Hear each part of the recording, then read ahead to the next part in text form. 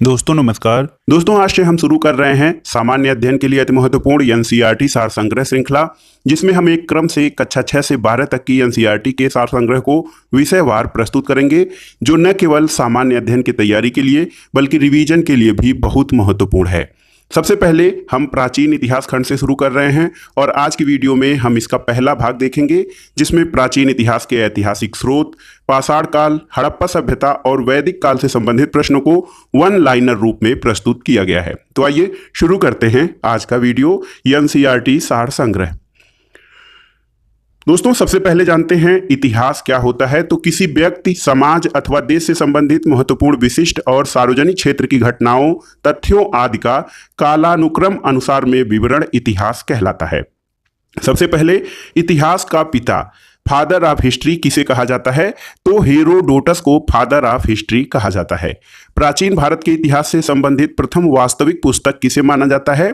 तो ये है राजतरंगिणी। राजतरंगिणी को प्राचीन भारत के इतिहास से संबंधित प्रथम वास्तविक पुस्तक माना जाता है। अगला प्रश्न है, उत्कीर्ण चिन्ह वाले प्राचीनतम सिक्के क्या कहे जाते हैं? आहत सिक्के, पंच मार्क्ड क्वाइंस कहा जाता है उत्कीर्ण चिन्ह वाले प्राचीनतम सिक्कों को। सिक्कों के अध्ययन को दोस्तों मुद्रा शास्त्र या न्यूमिस्मेटिक्स कहा जाता है। याद रखिएगा, सिक्कों का अध्ययन जो है उसे मुद्रा शास्त्र या इंग्लिश में न्यूमिस्मेटिक्स कहा जाता है। अगला प्रश्न है, भारत में प्रागैतिहासिक खोज प्रारंभ करने का श्रेय किसे दिया जाता है? तो डॉक्टर प्राइम रोज को भारत में प्रागैतिहासिक खोज करने का श्रेय दिया जाता है।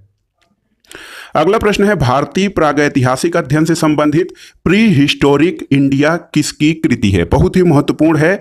भारतीय प्रागैतिहासिक अध्ययन से संबंधित एक पुस्तक है प्री हिस्टोरिक इंडिया। ये स्टुअर्ट पिगट की बुक है और चीनी यात्रियों ने अपने यात्रा वृत्तांतों में भारत के लिए किस शब्द का प्रयोग किया है? याद रखिएगा, इंतु शब्द का प्रयोग चीनी यात्रियों ने अपने यात्रा वृत्तांतों में भारत के लिए किया है।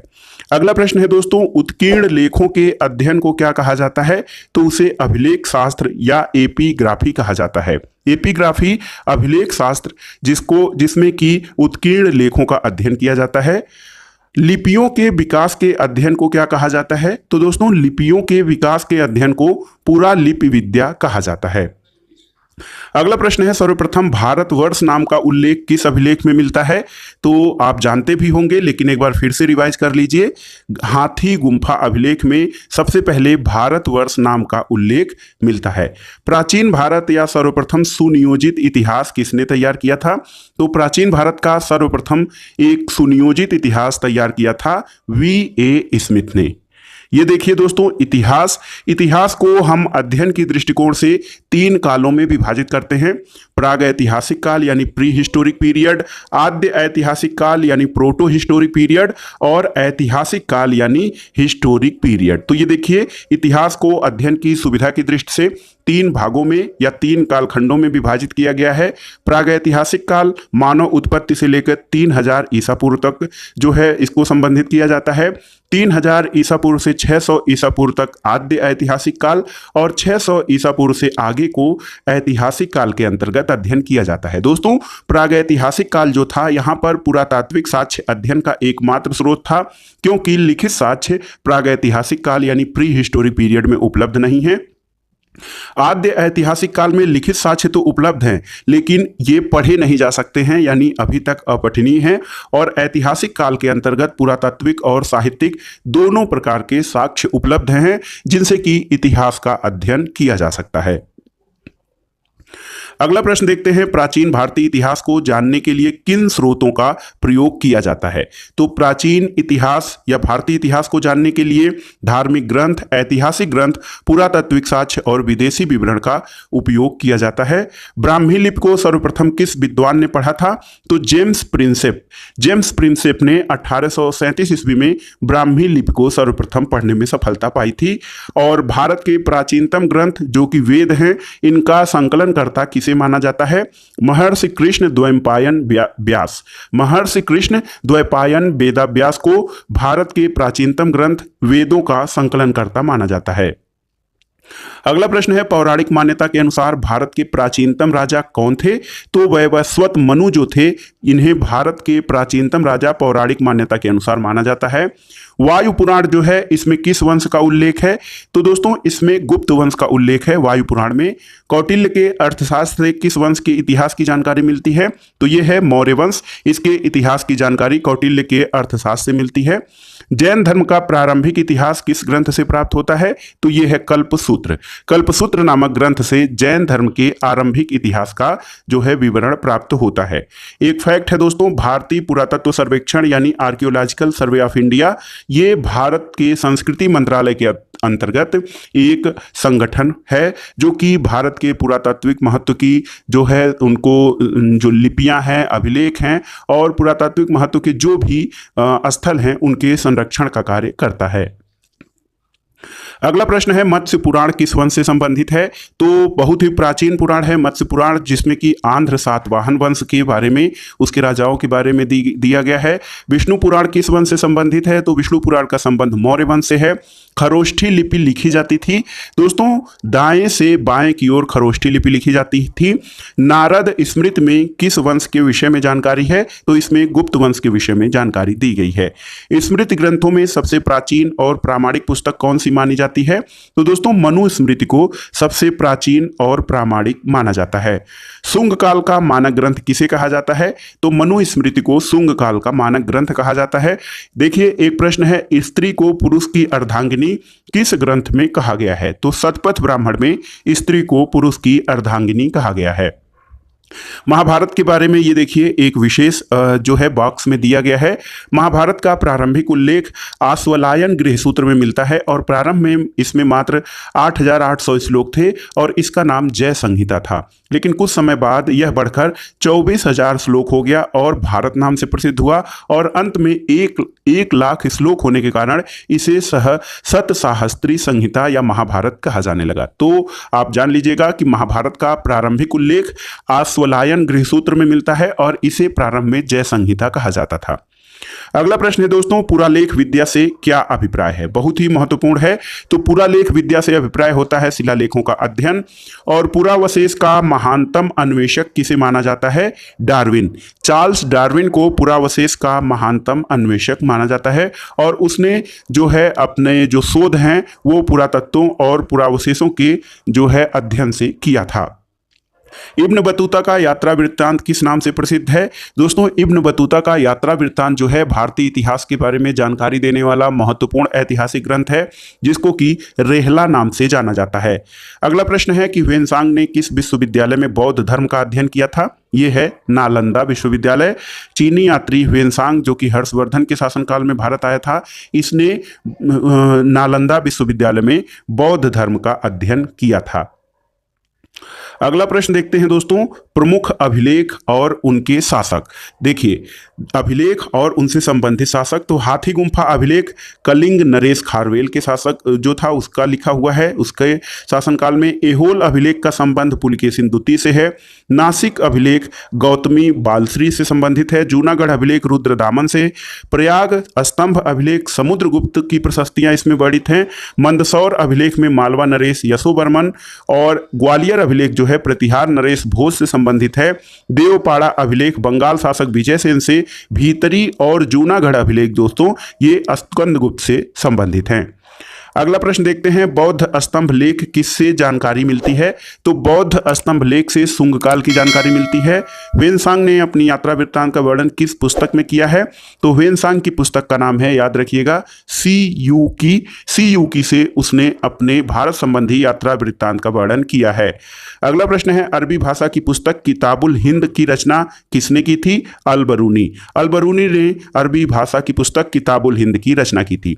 दोस्तों इब्न बतूता के बारे में जो आपने पढ़ा कि इब्न बतूता ने अपना यात्रा वृत्तांत रेहला नाम से लिखा है, तो मोरक्को का रहने वाला था इब्न बतूता और भारत में मोहम्मद बिन तुगलक के दरबार में आया था और तुगलक ने उसे दिल्ली का काजी या न्यायाधीश नियुक्त किया था। अगला प्रश्न है, मार्को पोलो द्वारा किस राज्य की यात्रा का उल्लेख मिलता है? तो पांड्य राज्य की यात्रा का उल्लेख मार्को पोलो द्वारा मिलता है। पतंजलि के महाभाष्य से किस वंश के इतिहास का पता चलता है? यह है दोस्तों सुंग वंश। सुंग वंश के इतिहास का पता पतंजलि के महाभाष्य से मिलता है। दोस्तों पतंजलि को व्याकरण शास्त्र का प्रणेता भी माना जाता है और इनकी पुस्तक का नाम अष्टाध्यायी, एक पुस्तक है संस्कृत व्याकरण पर लिखी गई, उसका नाम अष्टाध्यायी है। पाणिनि की पुस्तक है दोस्तों अष्टाध्यायी, और पतंजलि के महाभाष्य से सुंग वंश की जानकारी मिलती है। आइए देखते हैं चीनी लेखकों का वर्णन।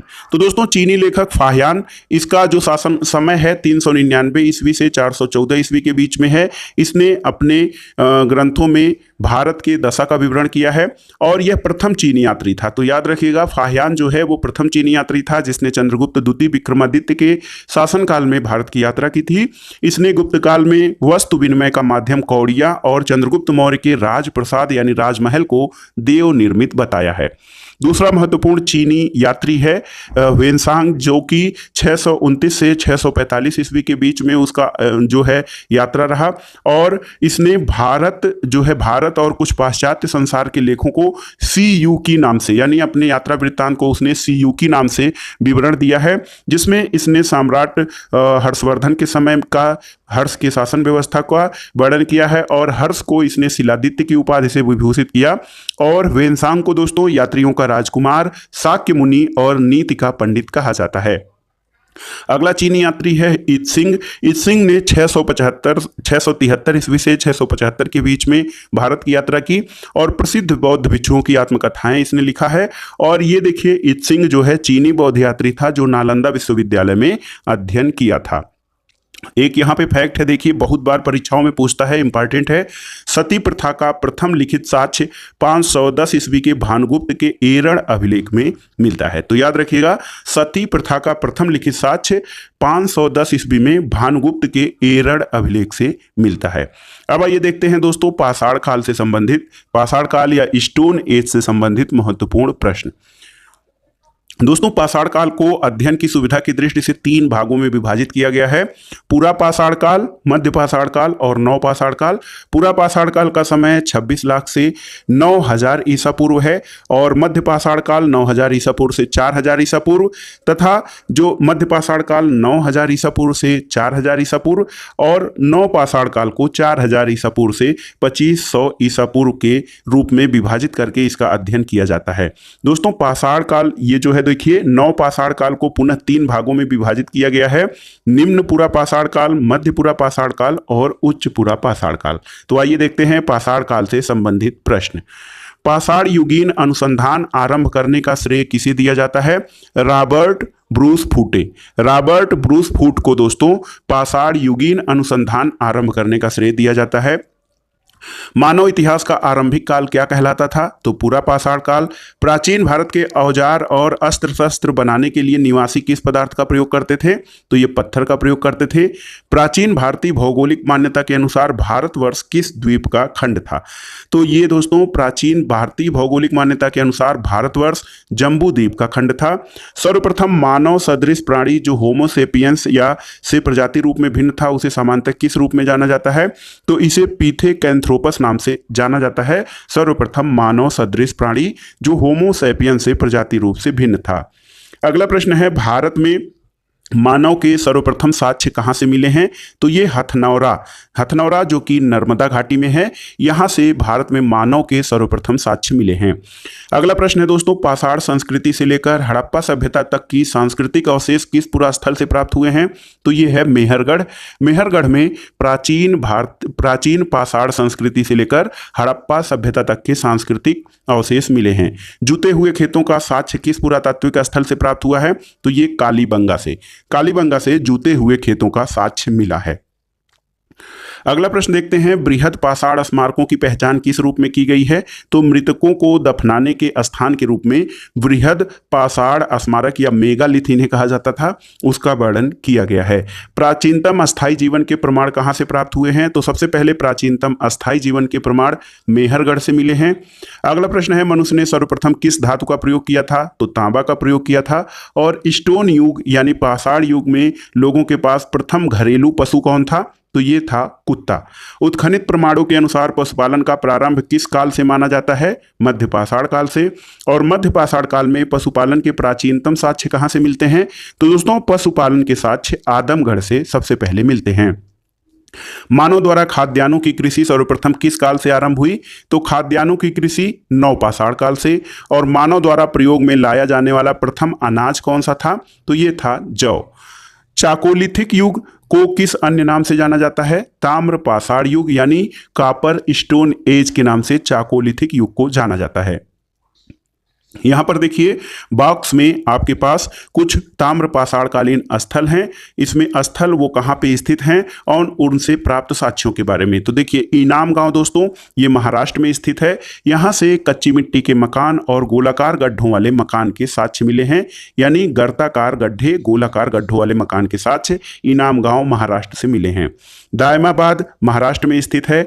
कलश समाधान और कलश के घरों के फर्श के नीचे रखने का प्रमाण और दायमाबाद सबसे बड़ा ताम्रपाषाणी का स्थल है। इसके अलावा नौदा टोली महाराष्ट्र में है। इसका उत्खनन HD सांकलिया द्वारा चित्रित काले मृतभांड के प्रमाण यहाँ से मिले हैं। नेवासा दोस्तों महाराष्ट्र में स्थित है। यहाँ से पटसन का प्रथम साक्ष्य मिला है और लाल तल पर काली डिजाइन वाले चाक निर्मित बर्तनों के प्रमाण मिले हैं। ताम्रवती जो राजस्थान में है, यहाँ से काले मृतभांड सफेद रैखिक चित्रों से सजे हुए प्रमाण मिले हैं। दोस्तों नवपाषाण काल जो शब्द है नियो स्टोन एज, इस शब्द का सबसे पहले प्रयोग 1865 में सर जॉन लुबाक द्वारा किया गया था। तो याद रखिएगा सर जॉन लुबाक द्वारा नवपाषाण काल शब्द का प्रयोग सबसे पहले किया गया था। भारतीय पुरातत्व सर्वेक्षण यानी आर्कियोलॉजिकल सर्वे ऑफ इंडिया के प्रथम महानिदेशक यानी डायरेक्टर जनरल कौन थे? तो सर जॉन मार्शल भारतीय पुरातत्व सर्वेक्षण यानी आर्कियोलॉजिकल सर्वे ऑफ इंडिया के प्रथम महानिदेशक थे। भारतीय पुरातत्व का जनक किसे कहा जाता है? अलेक्जेंडर कनिंघम को। भारत के किस आरंभिक पुरास्थल के युग के शिलाश्रय से सर्वाधिक चित्र प्राप्त हुए हैं? भीमबेटका मध्य प्रदेश से सर्वाधिक शैल चित्र प्राप्त हुए हैं। कुंभकारी यानी मिट्टी के बर्तन बनाने की कला के सर्वप्रथम प्रमाण किस युग से प्राप्त हुए हैं? तो नवपाषाण काल से। पेबल उपकरण किससे संबंधित हैं? दोस्तों निम्न पुरापाषाण काल से संबंधित हैं। पेबल उपकरण। ताम्रवती के नाम से कौन सी संस्कृति प्रसिद्ध है? आहार संस्कृति ताम्रवती के नाम से प्रसिद्ध है। माइक्रोलिथिक औजार कहाँ से संबंधित हैं, किस युग से? तो दोस्तों माइक्रोलिथिक औजार मध्य पाषाण काल से संबंधित हैं। अगला प्रश्न है बेलन घाटी से प्राप्त औजार किस काल से संबंधित हैं? निम्न पुरापाषाण काल से।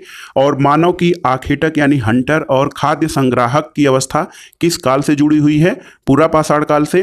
ताम्रपाषाण कालीन संस्कृति में महाराष्ट्र के लोग मृतकों को घर के फर्श के नीचे उत्तर दक्षिण दिशा में रखकर दफनाते थे। तो याद रखिएगा ताम्रपाषाण कालीन संस्कृति में महाराष्ट्र के जो लोग थे वो मृतकों को घर के फर्श के नीचे उत्तर दक्षिण दिशा में रखकर दफनाते थे। अगला प्रश्न है भारत के दो सर्वाधिक प्राचीन ज्ञात मध्य पाषाण कालीन स्थल कौन से हैं? महादहा और सरायनाहर। आधुनिक मानव होमोसेपियंस का प्रादुर्भाव कब हुआ? तो उच्च पुरापाषाण काल में। क्वार्टजाइट पत्थरों के स्थान पर जैस्पर चर्ट आदि के पत्थर सर्वप्रथम कब प्रयुक्त हुए? तो क्वार्टजाइट पत्थरों के स्थान पर जैस्पर और चर्ट आदि के पत्थर सबसे पहले मध्य पुरापाषाण काल में प्रयुक्त हुए थे। और यहाँ पर देखिए अग्नि का उपयोग करना मानव ने सबसे पहले कब सीखा था? तो नवपाषाण काल में। और भारत में जीवाश्म यानी फॉसिल्स का एकमात्र प्रमाण कहाँ से मिलता है? शिवालिक पहाड़ी से। भारतीय उपमहाद्वीप में कृषि के प्राचीनतम साक्ष्य यानी खेती या किसानी के प्राचीनतम साक्ष्य दोस्तों मेहरगढ़ से मिलते हैं। और कपास के प्राचीनतम साक्ष्य सबसे पहले मेहरगढ़ से ही प्राप्त हुए हैं। हड्डी निर्मित उपकरण किस भारतीय पुरातात्विक स्थल से प्राप्त हुए हैं? तो ये हैं सरायनाहर से। और गौरिक मृतभांड पात्र का नामकरण कहाँ से हुआ है? ये हस्तिनापुर से हुआ है।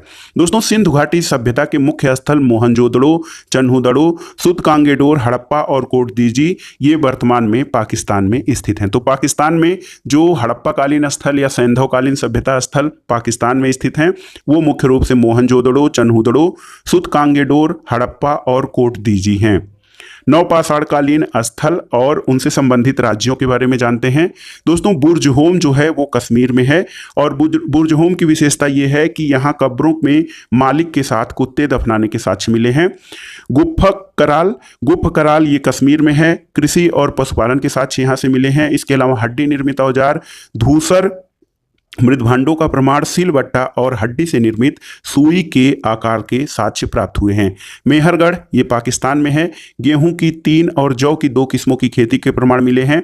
कच्ची ईंटों के आयताकार मकान और प्राचीनतम अस्थायी जीवन के साक्ष्य मेहरगढ़ से मिले हैं। तो भारतीय उपमहाद्वीप में मेहरगढ़ से कृषि के साक्ष्य सबसे पहले मिले हैं और सबसे पहले अस्थायी जीवन के साक्ष्य भी मिले हैं। महदहा जो कि उत्तर प्रदेश में है, यहाँ पर गोलाकार झोपड़ियों के प्रमाण मिले हैं। धान के अलावा जौ की खेती और पशु बाड़ा के साक्ष्य महादहा से मिले हैं। कोल्डिहवा दोस्तों उत्तर प्रदेश में है, यहाँ से धान की खेती के प्रमाण मिले हैं, जो धान की खेती भारत में ही नहीं बल्कि विश्व में सबसे प्राचीनतम साक्ष्य माना जाता है। संगनकल्लू कर्नाटक में है, यहाँ से राख के टीले प्राप्त हुए हैं जो बेल्लारी जिले में स्थित है। पिक्किलीहल कर्नाटक में है, राख के ढेर व निवास स्थल के साक्ष्य पिक्किलीहल कर्नाटक से प्राप्त हुए हैं। चोमानी पांडो उत्तर प्रदेश में है, चोपानी मांडो यहाँ से मधुमक्खी के छत्ते जैसी झोपड़ियाँ, ज्यामितीय आकार के सूक्ष्म पाषाण और हस्त निर्मित मृदभांड के साक्ष्य प्राप्त हुए हैं। साहू तारू दोस्तों ये असम में स्थित है, गुवाहाटी के समीप उत्खनन में आदिम कुल्हाड़ी और चित्रित मृदभांड प्राप्त हुए हैं यहाँ से। चिरांद ये बिहार में है, यहाँ से हड्डी के उपकरण मिले हैं जो प्रायः हिरणों की सींग से निर्मित किए गए हैं। दाओजली दोस्तों असम में है, यहाँ से कृषि और पशुपालन के साक्ष्य मिले हैं। तो आप इनको तैयार कर लीजिएगा। दोस्तों नौदा टोली नामक ताम्र पाषाण कालिक स्थल का उत्खनन कौन करवाया था? तो नौदा टोली ये एक ताम्र पाषाणिक काल का स्थल है जिसका उत्खनन HD सांकलिया ने कराया था और नौदा टोली वर्तमान में मध्य प्रदेश राज्य में स्थित है। अब आइए देखते हैं प्राचीन भारतीय इतिहास में महत्वपूर्ण हड़प्पा सभ्यता से संबंधित महत्वपूर्ण प्रश्न। हड़प्पा सभ्यता का सर्वाधिक मान्यता प्राप्त काल क्या है? तो दोस्तों 2500 ईसा पूर्व से 1750 ईसा पूर्व तक जो समय काल होता है इसको हड़प्पा का सर्वाधिक सटीक मान्यता प्राप्त काल माना जाता है। हड़प्पा नामक पूरा स्थल किस सभ्यता से संबंधित है? ये सिंधु घाटी सभ्यता से संबंधित है। हड़प्पा सभ्यता की लिपि किस प्रकार की थी? तो ये पिक्टोग्राफिक लिपि थी जिसको कि भाव चित्रात्मक लिपि कहा जाता है। हड़प्पा सभ्यता की जानकारी का प्रमुख स्रोत क्या है? तो ये है पुरातात्विक खुदाई। मोहनजोदड़ो का शाब्दिक अर्थ क्या होता है? मोहनजोदड़ो का शाब्दिक अर्थ है दोस्तों मृतकों का टीला। और सिंधु सभ्यता किससे संबंधित है? सिंधु सभ्यता आद्य ऐतिहासिक युग यानी प्रोटो हिस्टोरिक एज से संबंधित है। मूर्ति पूजा का आरंभ कब से माना जाता है? पूर्व आर्य काल से मूर्ति पूजा का आरंभ माना जाता है। और दोस्तों सिंधु वासियों ने सबसे पहले तांबे में टिन मिलाकर कांसा तैयार किया था, इसीलिए सिंधु घाटी सभ्यता या हड़प्पा सभ्यता को कांस्य युगीन सभ्यता भी कहा जाता है। अगला प्रश्न है हड़प्पा की समकालीन सभ्यता रंगपुर कहाँ स्थित है? तो रंगपुर सौराष्ट्र में स्थित है। हड़प्पा संस्कृति का वह कौन सा स्थल है जहाँ दुर्ग और निचला नगर अलग अलग प्राचीरों से घिरे हुए हैं? यह है कालीबंगन। मोहनजोदड़ो और हड़प्पा सभ्यता की पुरातात्विक खुदाई किसके द्वारा की गई थी? सर जॉन मार्शल द्वारा मोहनजोदड़ो और हड़प्पा सभ्यता की पुरातात्विक खुदाई कराई गई थी। अगला प्रश्न है दोस्तों हड़प्पाकालीन स्थलों में अभी तक किस धातु की प्राप्ति नहीं हुई है? तो लोहा की प्राप्ति नहीं हुई है अभी तक हड़प्पा कालीन स्थलों में। सिंधु घाटी सभ्यता के लोग किसकी पूजा करते थे? तो दोस्तों ये मातृ देवी की पूजा करते थे। अगला है उत्खनित प्रमाणों के अनुसार सिंधु सभ्यता का स्थल बनावली हरियाणा घग्घर और उसकी सहायक नदियों की घाटी में स्थित है। तो बनावली हरियाणा में है और घग्घर और उसकी सहायक नदियों की घाटी में जो है सिंधु सभ्यता का स्थल हरियाणा में भी स्थित है। अगला प्रश्न है धौलावीरा नामक पुरातात्विक स्थल किस राज्य में स्थित है? धौलावीरा गुजरात में है। और हड़प्पा संस्कृति के संदर्भ में शैलकृत स्थापत्य के प्रमाण कहां से मिलते हैं? ये धौलावीरा से।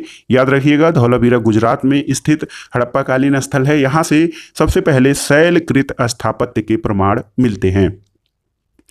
अगला प्रश्न है हड़प्पाकालीन मुहरों का सर्वाधिक प्रचलित आकार कौन सा है? तो ये वर्गाकार था। हड़प्पा संस्कृति के मुहरों पर घोड़े का अंकन नहीं हुआ है। आधुनिक देवनागरी लिपि का प्राचीन रूप क्या है? तो ये ब्राह्मी लिपि है। और विश्व में सबसे पहले कपास की खेती का आरंभ कहाँ माना जाता है? भारत में। दोस्तों सैंधव सभ्यता की समकालीन सभ्यता जो थी वो मिस्र की सभ्यता थी जो कि नील नदी के तट पर विकसित हुई थी। तो सैंधव सभ्यता की समकालीन सभ्यता मिस्र की सभ्यता नील नदी के तट पर विकसित हुई थी। अगला प्रश्न है सिंधु घाटी सभ्यता से संबंधित वृषभ मुद्रा किस पुरातात्विक स्थान से प्राप्त हुई थी? तो ये मोहनजोदड़ो से प्राप्त हुई थी वृषभ मुद्रा।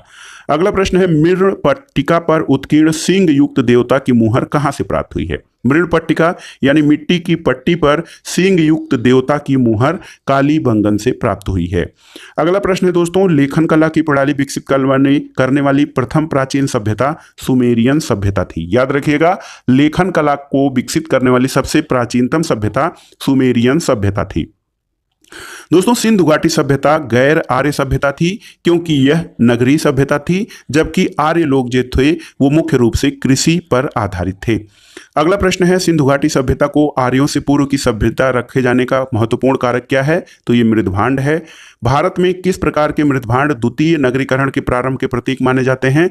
तो उत्तरी काले पालिशदार मृदभांड यानी नॉर्दर्न ब्लैक पॉलिश्ड वेयर जो है ये द्वितीय नगरीकरण के प्रारंभ के प्रतीक माने जाते हैं। भारत में चांदी की उपलब्धता के प्राचीनतम साक्ष्य किस सभ्यता से मिलते हैं? हड़प्पा सभ्यता से।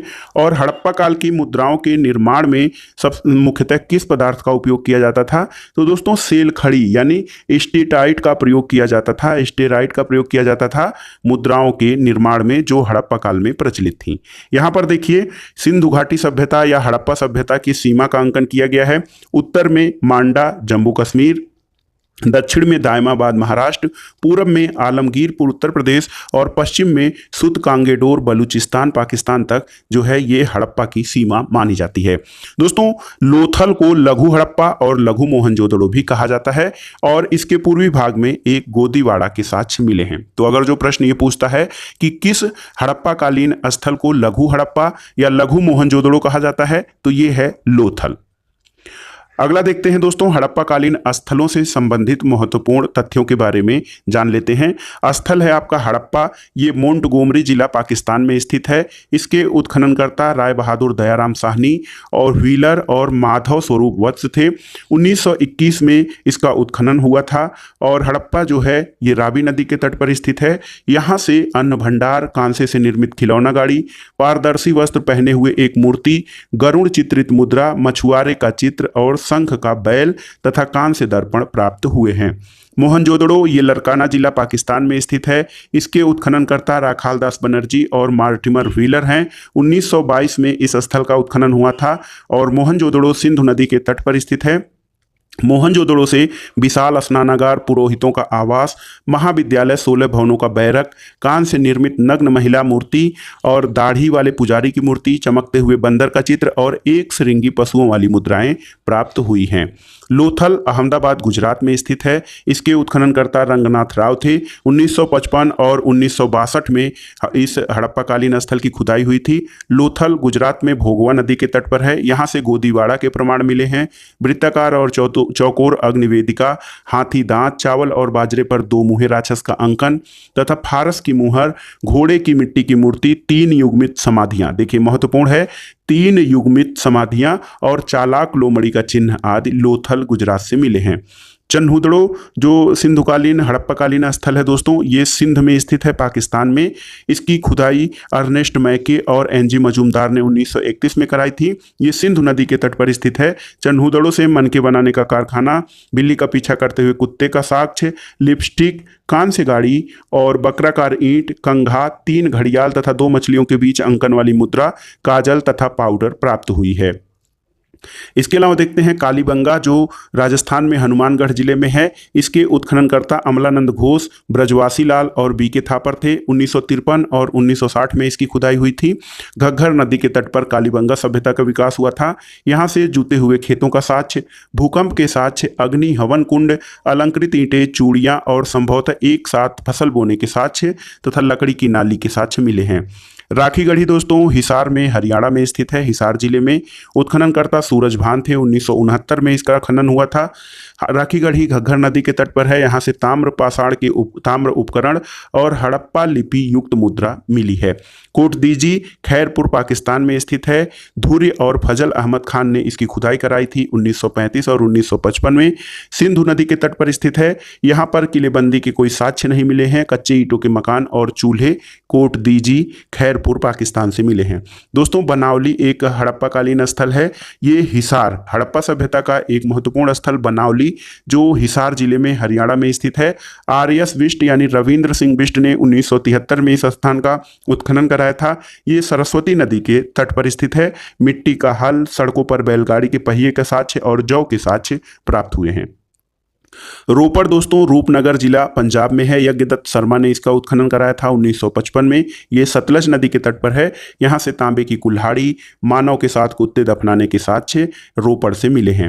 रंगपुर ये काठियावाड़ जनपद गुजरात में स्थित है। S.R. राव ने इसका उत्खनन 1954 में कराया था।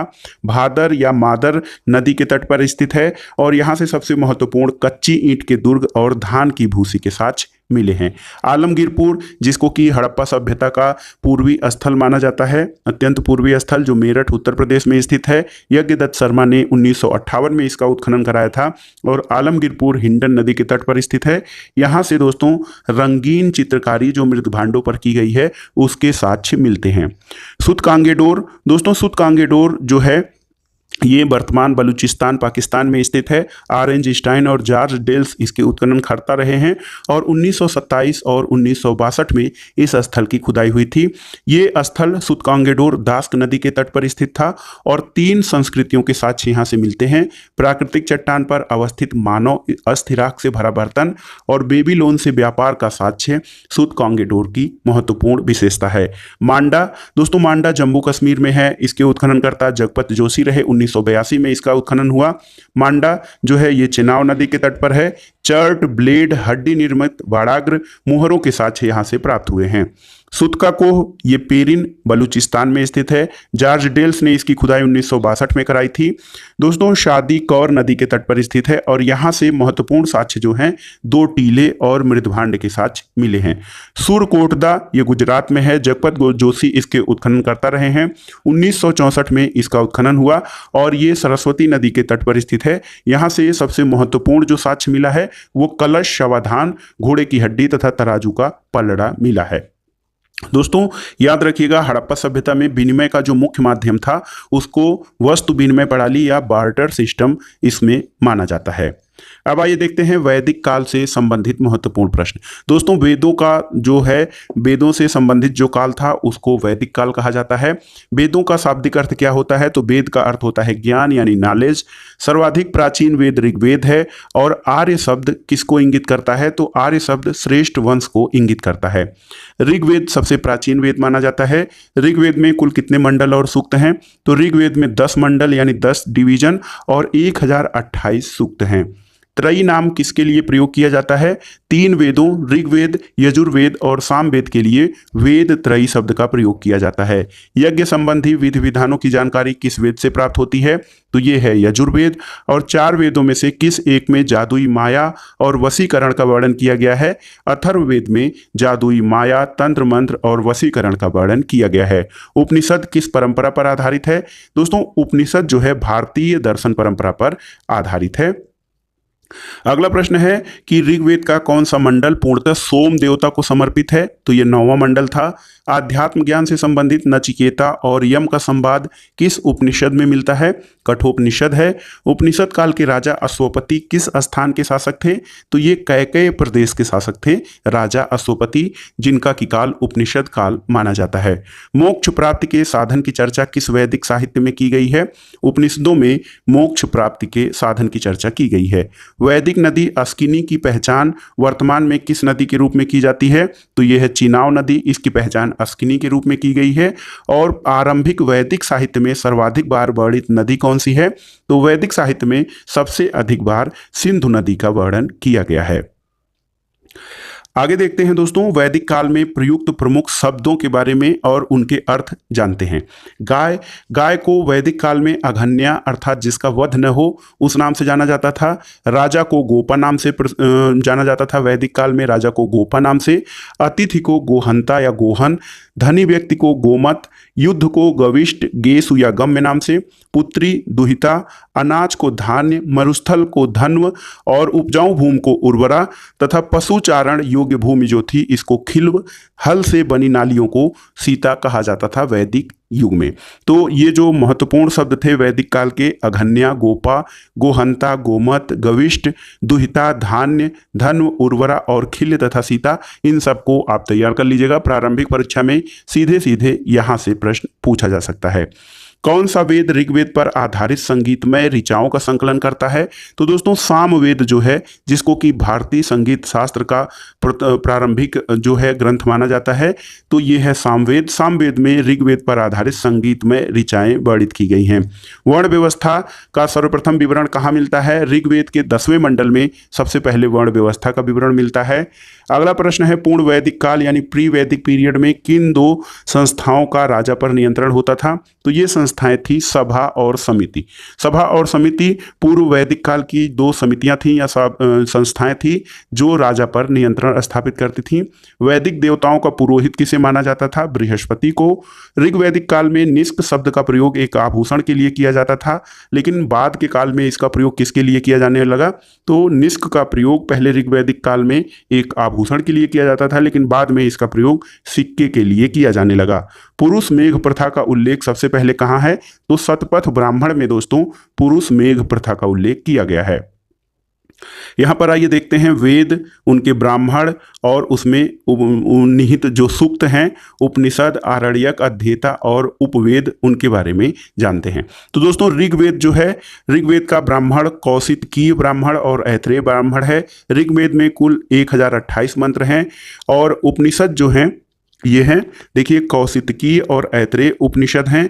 आरण्यक, ऐत्रेय और कौशितकी तथा अध्येता जो ऋग्वेद के अध्येता थे, इनको होर्त्री कहा जाता था। और ऋग्वेद का उपवेद जो है वो आयुर्वेद है, इसके प्रवर्तक प्रजापति माने जाते हैं।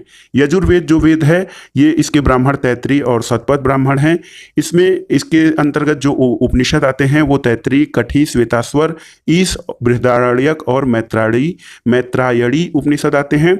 इसके अलावा जो यजुर्वेद का दोस्तों अध्येता जो यजुर्वेद का पाठ करता था उसको अर्धव्यु कहा जाता था। और यजुर्वेद का उपवेद धनुर्वेद है और इसके प्रणेता या प्रवर्तक विश्वामित्र ऋषि को माना जाता है। सामवेद का ब्राह्मण पंचवेश, इसे तांड्य ब्राह्मण भी कहा जाता है। इसमें 1810 मंत्र हैं। केन और छांदोग्य इसके उपनिषद हैं। और देखिए जो सामवेद के अध्येता होते थे उनको उद्गाता कहा जाता था। सामवेद का उपवेद जो है वो गंधर्व वेद है और इसके प्रवर्तक नारद मुनि माने जाते हैं। अथर्ववेद का जो ब्राह्मण है गोपत ब्राह्मण, 6000 मंत्र अथर्ववेद में हैं और यहाँ पर इसके अध्येता यानी अथर्ववेद के अध्येता या इसका पाठ करने वाले को ब्रह्म कहा जाता था। अथर्ववेद का उपवेद जो है देखिए शिल्पवेद और इसके प्रवर्तक विश्वकर्मा माने जाते हैं। दोस्तों पारसियों का ग्रंथ है जिंद अवेस्ता, जिस अहुर मजदा का वर्णन मिलता है वह असुरों का देवता माना जाता है। अगला प्रश्न है, ईरान से भारत में आर्यों के आने की सूचना किस अभिलेख से प्राप्त होती है? तो यह है बोगज कोई अभिलेख। और उत्तर वैदिक काल में किस क्षेत्र को आर्य संस्कृति की धुरी माना जाता था? अंग और मगध। दोस्तों अंग और मगध प्रदेश को उत्तर वैदिक काल में आर्य संस्कृति की धुरी कहा जाता था। गोत्र या क्लैन शब्द जो है इसका प्रयोग सर्वप्रथम किस काल में हुआ था? तो गोत्र का सबसे पहले प्रयोग ऋग्वेद काल में हुआ था। दोस्तों ऋग्वेद संहिता में दूसरे से 7वें मंडल में सर्वाधिक प्राचीन जो है ये माने जाते हैं, दूसरे से 7वें मंडल, और इन्हें गोत्र मंडल के नाम से भी जाना जाता है। ऋग्वेद काल में जनता का विश्वास किसमें था? बलि और कर्मकांड में ऋग्वेद काल में जनता का विश्वास था। प्रसिद्ध 10 राग्यन युद्ध किस नदी के तट पर लड़ा गया था? दोस्तों ये परुशड़ी जो कि वर्तमान में रावी नदी जानी जाती है, रावी नदी के नाम से, ये 10 राग्यन युद्ध परुशड़ी नदी के तट पर हुआ था। 10 राज्य युद्ध का वर्णन ऋग्वेद के 7वें मंडल में मिलता है। आर्यों के जीविकोपार्जन का मुख्य स्रोत क्या होता था? तो कृषि और पशुपालन आर्यों के जीविकोपार्जन का मुख्य स्रोत था। ऋग्वेद में उल्लिखित शब्द यव शब्द किस कृषि उत्पाद के लिए प्रयुक्त किया गया है? तो ये जौ के लिए प्रयुक्त किया गया है।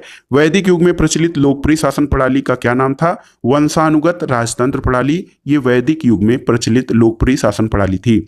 आयुर्वेद अर्थात जीवन का विज्ञान का उल्लेख सबसे पहले किस वेद में मिलता है? ये अथर्ववेद में सबसे पहले आयुर्वेद यानी जीवन के विज्ञान का वर्णन मिलता है। दोस्तों अथर्ववेद में सभा और समिति को प्रजापति की दो पुत्रियां कहा गया है। अथर्ववेद में सभा और समिति ये दो संस्थाएं थी जो राजा पर नियंत्रण स्थापित करती थी। तो अथर्ववेद में सभा और समिति को प्रजापति की दो पुत्रियां कहा गया है।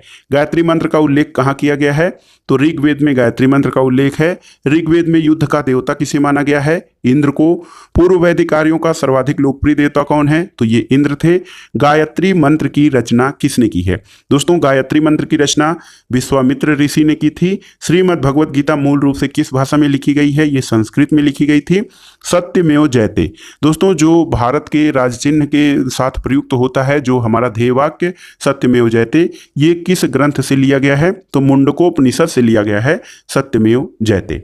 अगला प्रश्न देखते हैं। ये ऋग्वैदिक नदियां और उनके आधुनिक नाम देख लेते हैं। कई बार परीक्षाओं में पूछता है। वितस्ता, इसको वर्तमान में झेलम नाम से, विपाशा को ब्यास, द्विषद्वती या दुष्धती जो है घग्घर या चितांग नदी को कहा जाता है, क्रुभु कुर्रम को, कुंभा काबुल, सदानीरा को गंडक वर्तमान में कहा जाता है, अस्किनी की पहचान वर्तमान में चिनाव नदी से होती है, शत्रुदी का वर्तमान नाम सतलज है। और ऋग्वैदिक नदियां देखिए, गोमल को गोमती नाम से, सिंधु को सिंध तथा सरस्वती नदी को घग्घर नाम से वर्तमान में जाना जाता है। इसके अलावा सुषोमा ये सोहन नदी तथा सुवास्तु इसको स्वात नदी के नाम से जाना जाता है। आइए देखते हैं अगला प्रश्न। ऋग्वेद की मूल लिपि क्या थी? ऋग्वेद की मूल लिपि ब्राह्मी थी। दोस्तों जीविकोपार्जन के लिए वेद वेदांग पढ़ाने वाला अध्यापक क्या कहलाता था? इसको उपाध्याय कहा जाता था। जीविकोपार्जन के लिए वेद और वेदांगों को पढ़ाने वाला अध्यापक उपाध्याय कहलाता था। दोस्तों राजा की उत्पत्ति का सिद्धांत किस ब्राह्मण ग्रंथ में मिलता है? ये ऐतरेय ब्राह्मण में राजा की उत्पत्ति का सिद्धांत मिलता है। शूल व सूत्र किस विषय से संबंधित पुस्तक है? ज्यामिति या ज्योमेट्री से। अस्तोमा सदगमय वाक्यांश कहाँ से लिया गया है? तो दोस्तों अस्तोमा सदगमय जो सूक्ति वाक्य है ये बृहदारण्यक उपनिषद से लिया गया है। चरक संहिता नामक पुस्तक किस विषय से संबंधित है? चरक संहिता चिकित्सा से संबंधित है। याज्ञवल्क गार्गी संवाद का उल्लेख कहाँ मिलता है? ये है बृहदारण्यक उपनिषद। बृहदारण्यक उपनिषद में याज्ञवल्क गार्गी संवाद का वर्णन मिलता है। वैदिक काल में लंबे समय तक अविवाहित रहने वाली कन्या या स्त्री को क्या कहा जाता था? तो वैदिक काल में लंबे समय तक अविवाहित रहने वाली स्त्रियों को अमाजु कहा जाता था। और वैदिक काल में द्विज श्रेणी में कौन कौन से लोग शामिल थे? ब्राह्मण, क्षत्रिय और वैश्य, इन तीनों वर्णों के लोगों को जो है वैदिक काल में द्विज श्रेणी के अंतर्गत शामिल किया जाता था। अगला देखिए, यहां पर एक महत्वपूर्ण तथ्य दिया गया है। ऋग्वेद में सरस्वती नदी को सर्वाधिक पवित्र बताया गया है और इसे नदीतमा यानी नदियों की माता या नदियों में श्रेष्ठ कहा गया है। तो ये था आज का वीडियो दोस्तों, बहुत ही महत्वपूर्ण। एनसीईआरटी सार संग्रह जो वन लाइनर फॉर्मेट में है, ये सामान्य अध्ययन के लिए, प्रारंभिक परीक्षाओं के लिए बहुत ही महत्वपूर्ण है। इसमें हमने भारतीय इतिहास या प्राचीन भारत के इतिहास का पहला भाग किया है, जिसमें हमने प्राचीन इतिहास के ऐतिहासिक स्रोत, पाषाण काल, हड़प्पा सभ्यता और वैदिक काल से संबंधित महत्वपूर्ण प्रश्नों को देखा। और ये प्रश्न आपकी परीक्षाओं के लिए बहुत ही महत्वपूर्ण हैं। आप इनको वीडियो आपको कैसा लगा हमें कमेंट बॉक्स में जरूर बताइएगा। वीडियो देखने के लिए धन्यवाद दोस्तों, नमस्कार।